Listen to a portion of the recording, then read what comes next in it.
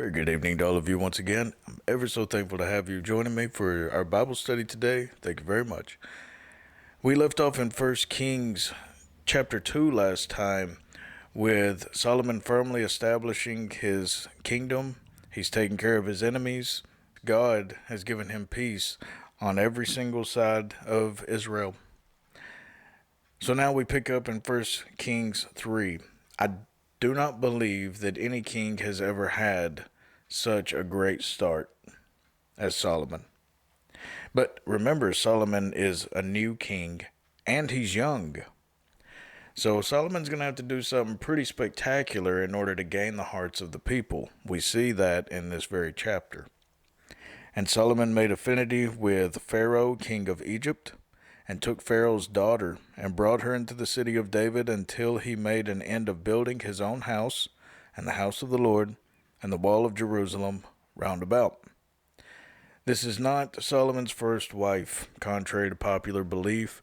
Solomon's first wife is Naamah the Ammonitess. 1 Kings 14 tells us this, and Rehoboam the son of Solomon reigned in Judah.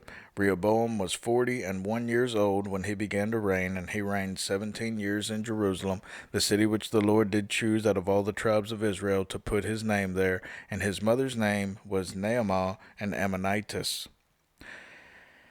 Whenever Solomon first became king, Rehoboam was already 1 year old. Solomon was married to Naamah the Ammonitess for at least 1 year before he ever became king. She is also from the Ammonite land. She's a foreigner, which is absolutely of no shock.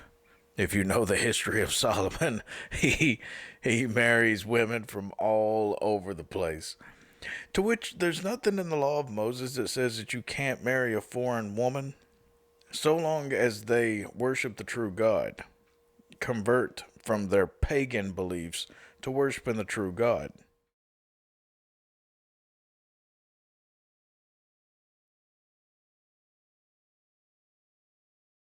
Otherwise, there's the risk of them bringing you down into that pit that they're in and into idolatry, to which happens to Solomon. 1 Kings 3:2. Only the people sacrificed in high places because there was no house built unto the name of the Lord until those days. Solomon's temple has not been built yet. He's still building his home. He's getting ready to build the temple, but we'll see that in a couple of chapters. But until the temple is built, the people are sacrificing in these high places. This is actually one of the ancient high places where they did make sacrifices. The pagans would use these all the time, to which is the reason why they're so frowned upon. But it's not against God's will necessarily, but there is one thing that can make it a sin: offering sacrifices upon these high places. Deuteronomy 16:21, this is in the law of Moses, thou shalt not plant thee a grove of any trees near unto the altar of the Lord thy God, which thou shalt make thee. This is exactly what's happening whenever they meet in Bohemian Grove. All these bankers and world leaders, once a year, they meet at Bohemian Grove. That's what it's actually called. And there they have this huge idol of Moloch. And you see all these prominent men. There's a video of this. Alex Jones snuck in, and it's quite a it's an eerie video to watch. I would recommend everyone checking that out, and to know the history behind this. They've been doing this for well over 100 years, meeting in front of this idol in Bohemian Grove. And it's not just there that it's happening. It's not just the Illuminati that does this. Wiccans do this. Pagans still do this. This is thousands of years old, them doing this, and it's strictly prohibited by the Lord to do this. So that's what is meant whenever it says, do not plant a grove of any trees near the altar, because that's where these pagans would worship. And Solomon loved the Lord, walking in the statutes of David his father. Only he sacrificed and burnt incense in high places. So Solomon, he frequented these high places, and I believe that this was a foreshadowing of what was to come later on in his life. And the king went to Gibeon to sacrifice there, for that was the great high place. 1,000 burnt offerings did Solomon offer upon that altar. So right here's Jerusalem. They'd have traveled all the way up here to Gibeon, and apparently there was this huge altar on up there, and he sacrificed 1,000 there. This is all, see, at the very beginning of this chapter, we see how he has made an alliance of sorts with Pharaoh in Egypt, even going to the extent of marrying the Pharaoh's daughter. And now he is seemingly very fond of these high places and making these grand spectacles. This is all a foreshadowing of his life. He becomes comfortable with doing these things, taking on these foreign women, even pagan women, and sacrificing in high places. You kind of see a build-up from the very beginning. In Gibeon, not in Jerusalem, but in Gibeon, the Lord appeared to Solomon in a dream by night, and God said, "Ask what I shall give thee." This is the famous dream of Solomon. I often tell people, don't neglect your dreams. They mean something. It doesn't mean they come from God. Even Solomon himself writes in the book of Ecclesiastes how dreams are often the business of the day. It's often those things in which you're thinking about throughout the day, you're really kind of fixated on. You'll have a dream about them.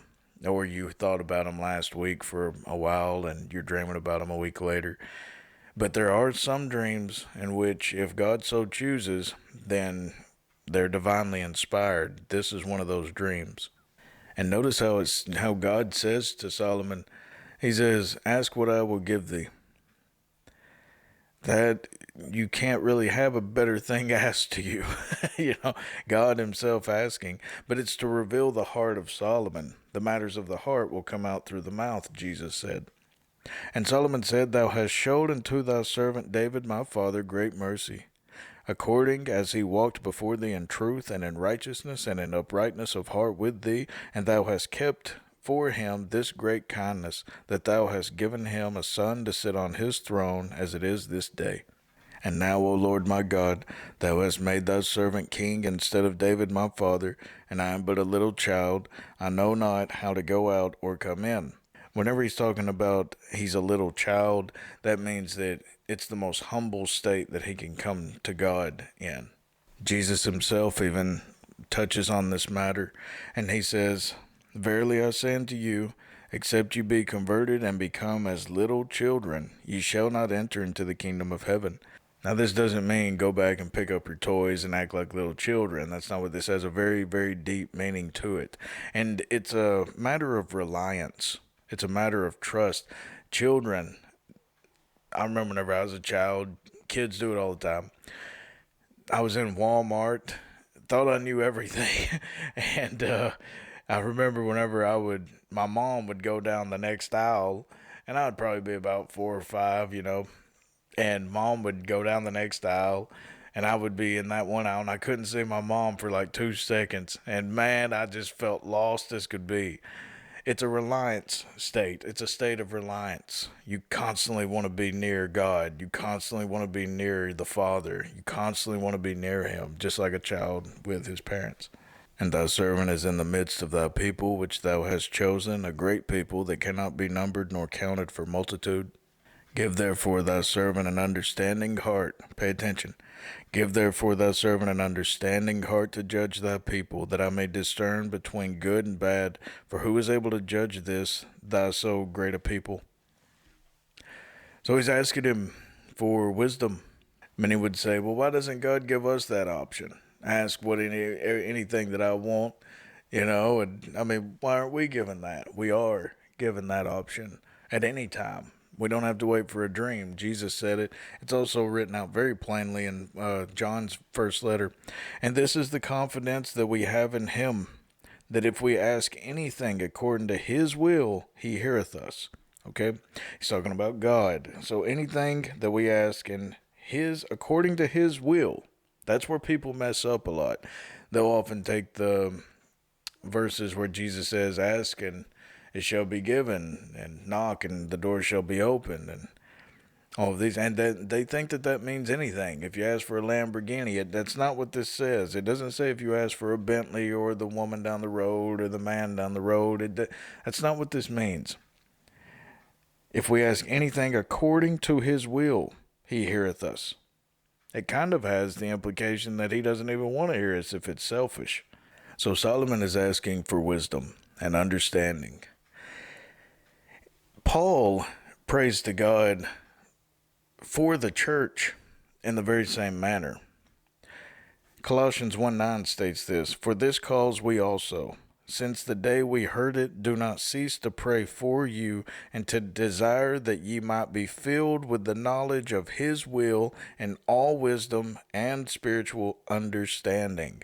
So Paul prayed the same thing for the church that Solomon is asking from God. Wisdom. Parents could learn very, very well from this. Preachers, Sunday school teachers, me, we can all learn from this. Teach wisdom. Get wisdom and teach wisdom to those in whom will hear. Solomon himself wrote later on in the book of Proverbs to his children. He says, "Wisdom is the principal thing. Therefore, get wisdom, and with all thy getting, get understanding." What is the very beginning of wisdom? The fear of the Lord. And if you'll recall how David tells Solomon, and I mentioned this briefly in the last Bible study, how David says, "In your wisdom, Solomon, do unto these men as you would have." So Solomon, I do believe, already had a little bit of wisdom, but where did that wisdom come from? He feared the Lord. So if your child fears the Lord and has a reverential awe for God and does indeed fear God. So Solomon took that wisdom, that beginning wisdom, the fear of the Lord, and he moved on and asked God for more wisdom, more understanding to rule his kingdom. But then many people would say, well, Solomon was filthy rich. It was very easy for Solomon to ask for wisdom. That's the only thing that he didn't have. Solomon knew the futility in riches. He himself even wrote, "Wilt thou set thine eyes upon that which is not? For riches certainly make themselves wings. They fly away as an eagle toward heaven." Riches come and go like the wind. They're like birds in a tree. You can have $1,000 today, and then tomorrow it's all gone. Wisdom is something that sticks with you. It stays with you. How you use it and when you apply it, that's a different matter. And the speech pleased the Lord that Solomon had to ask this thing. Notice at the end right here it says, "And the speech pleased the Lord," and it's not all capitals. I had to double check that. I think it's Jesus speaking to him at this time. "And God said unto him, Because thou hast asked this thing, and hast not asked for thyself long life, neither hast asked riches for thyself, nor hast asked the life of thine enemies, but hast asked for thyself understanding to discern judgment. Behold, I have done according to thy words. Lo, I have given thee a wise and understanding heart, so that there was none like thee before thee." Now catch this. "Neither after thee shall any arise like unto thee." Many would say, well, that's talking about the immediate sense, that age, that generation. I don't know. I think that could very well be speaking about including everyone except the Lord himself who's speaking to him, Christ. I believe that Solomon's wisdom exceeded everyone's except for Christ on this earth. And we'll get into that at the end of this chapter too, about his wisdom. "And I have also given thee that which thou hast not asked, both riches and honor, so that there shall not be any among the kings like unto thee all thy days. And if thou wilt walk in my ways to keep my statutes and my commandments, as thy father David did walk, then I will lengthen thy days." Now we will see how Solomon, I don't even think that he lived as long as David. He reigned as long as David, 40 years. But David, he became king at the age of 30. He died at 70 and a half years old. I think that Solomon only lived to about 60. I think that he became king at around 20, like I had said in the previous chapter. And I do believe it's because he backslid so much towards the end of his life. And Solomon awoke, and behold, it was a dream. And he came to Jerusalem, and stood before the ark of the covenant of the Lord, and offered up burnt offerings, and offered peace offerings, and made a feast to all his servants. Now here is the famous court case.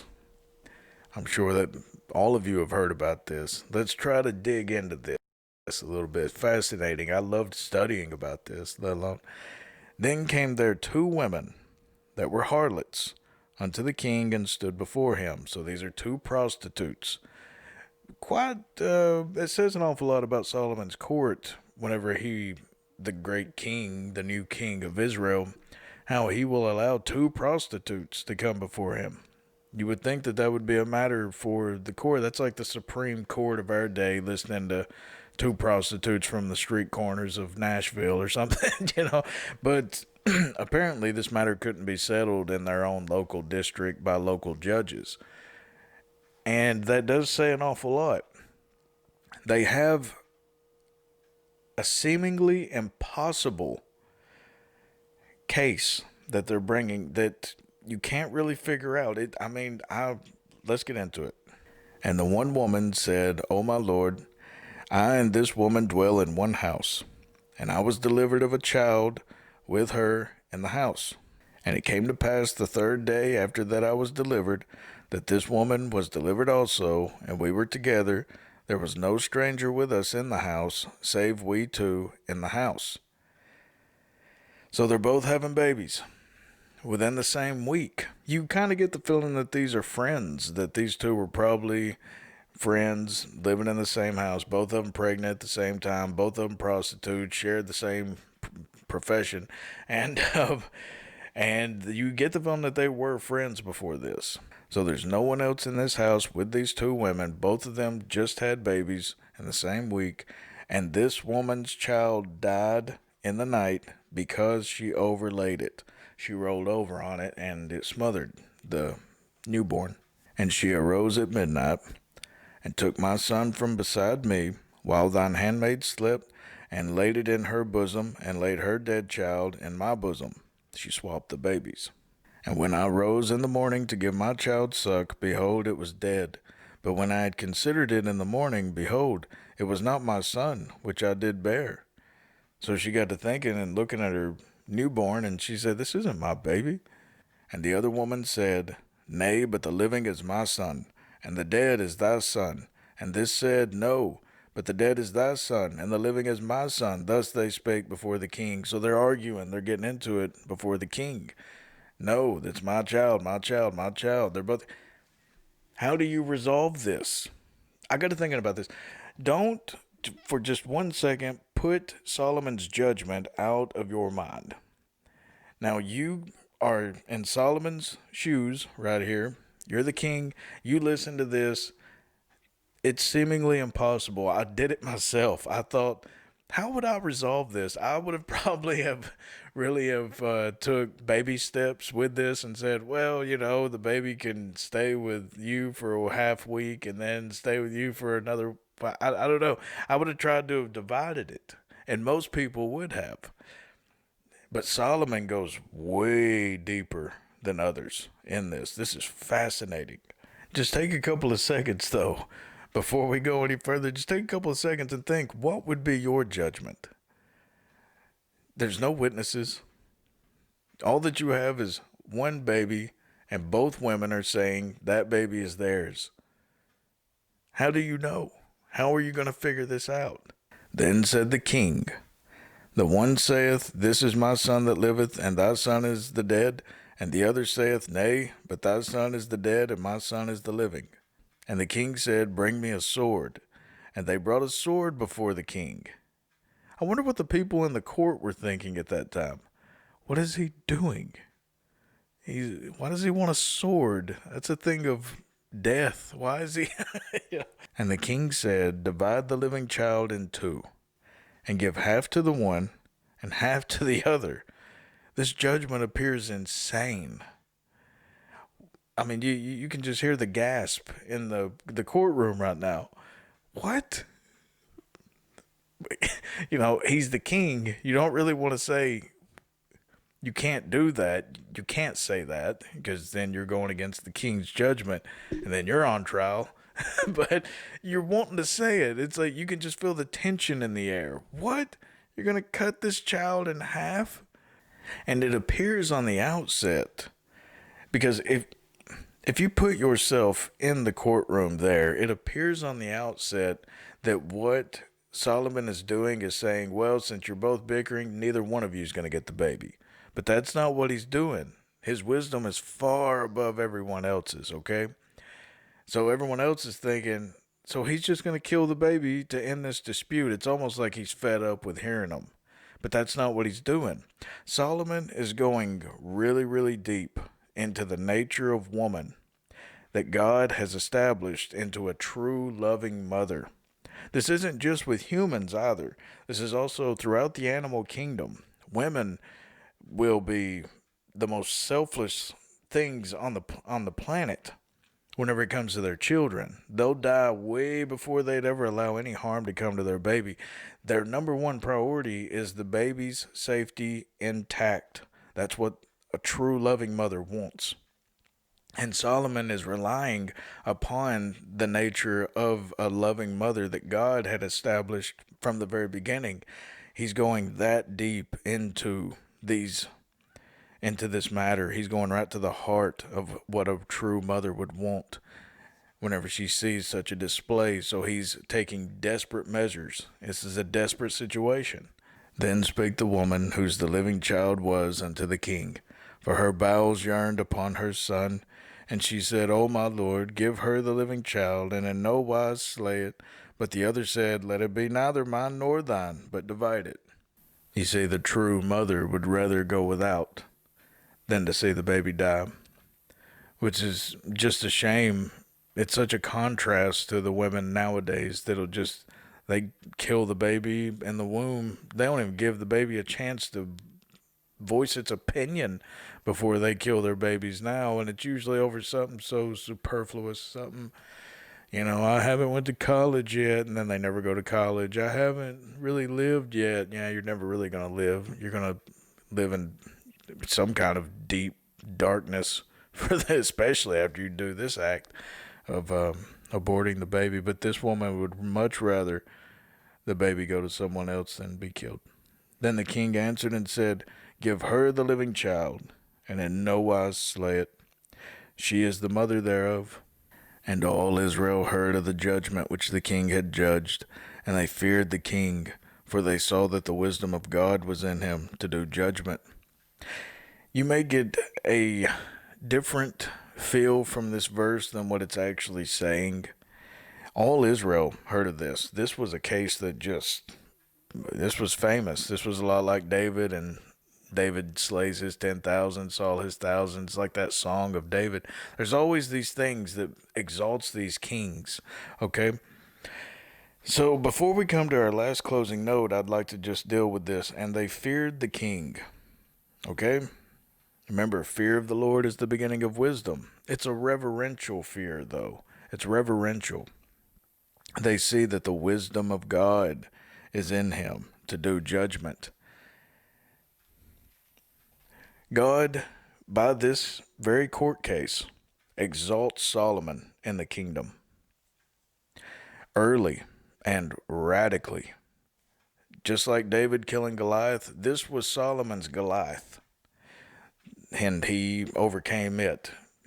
David got famous from Goliath. Solomon got famous from this court case. This was needed. Just like David killing Goliath, this was needed for the people to have more faith and trust in their new king.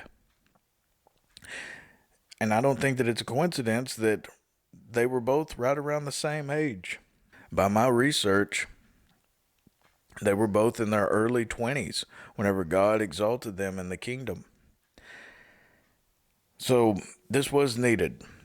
This was a new king, young.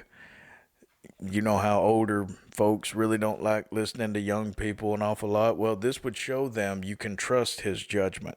You can trust what Solomon says to you. He's a wise king. And we'll see that giving more gladness to his allies as we'll see in future chapters. But anyway, in 1 Kings 4, it's just a roster of the men working for Solomon. I'm just going to let the audio play for that. I'm going to do that with all of these roster like or statistic like chapters. It's basically just stuff that you need to know. You need to know it. So I don't have to teach anything on it really. Chapter 4. So King Solomon was king over all Israel. And these were the princes which he had: Azariah the son of Zadok the priest, Elihoreph and Ahiah the sons of Shisha, scribes, Jehoshaphat the son of Ahilud the recorder. And Benaiah the son of Jehoiada was over the host, and Zadok and Abiathar were the priests.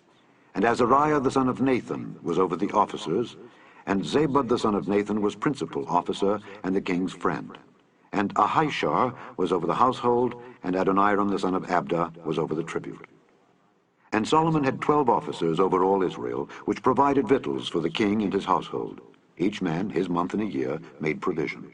And these are their names: the son of Hur in Mount Ephraim, the son of Dekar in Makaz and in Shaalbim and Bethshemesh and Elon Bethhanan, the son of Hesed in Aruboth, to him pertained Soko and all the land of Hepher, the son of Abinadab in all the region of Dor, which had Taphath the daughter of Solomon to wife, Baana the son of Ahilud, to him pertained Taanach and Megiddo and all Bethshean, which is by Zartana beneath Jezreel, from Bethshean to Abel Meholah, even unto the place that is beyond Jokneam, the son of Geber in Ramoth Gilead, to him pertained the towns of Jair the son of Manasseh, which are in Gilead. To him also pertained the region of Argob, which is in Bashan, 80 great cities with walls and brazen bars. Ahinadab the son of Iddo had Mahanaim. Ahimaaz was in Naphtali. He also took Basmath the daughter of Solomon to wife. Baana the son of Hushai was in Asher and in Aloth. Jehoshaphat the son of Paruah in Issachar. Shimei the son of Elah in Benjamin. Geber the son of Uri was in the country of Gilead, in the country of Sihon king of the Amorites, and of Og king of Bashan, and he was the only officer which was in the land. Judah and Israel were many, as the sand which is by the sea in multitude, eating and drinking and making merry. And Solomon reigned over all kingdoms from the river unto the land of the Philistines, and unto the border of Egypt. They brought presents and served Solomon all the days of his life. And Solomon's provision for one day was 30 measures of fine flour, and 80 measures of meal, 10 fat oxen, and 20 oxen out of the pastures, and 100 sheep, beside harts and roebucks and fallowed deer and fatted fowl. For he had dominion over all the region on this side the river, from Tiphsah even to Azzah, over all the kings on this side the river. And he had peace on all sides round about him. And Judah and Israel dwelt safely, every man under his vine and under his fig tree, from Dan even to Beersheba, all the days of Solomon. And Solomon had 40,000 stalls of horses for his chariots, and 12,000 horsemen. And those officers provided victual for King Solomon, and for all that came unto King Solomon's table, every man in his month. They lacked nothing. Barley also and straw for the horses and dromedaries brought they unto the place where the officers were, every man according to his charge.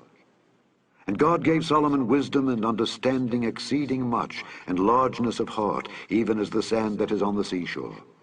And Solomon's wisdom excelled the wisdom of all the children of the east country, and all the wisdom of Egypt. For he was wiser than all men, than Ethan the Ezrahite, and Heman, and Calcol, and Darda, the sons of Mahol. And his fame was in all nations round about. And he spake 3,000 proverbs, and his songs were 1,005. And he spake of trees, from the cedar tree that is in Lebanon, even unto the hyssop that springeth out of the wall. He spake also of beasts, and of fowl, and of creeping things, and of fishes. And there came of all people to hear the wisdom of Solomon, from all kings of the earth, which had heard of his wisdom.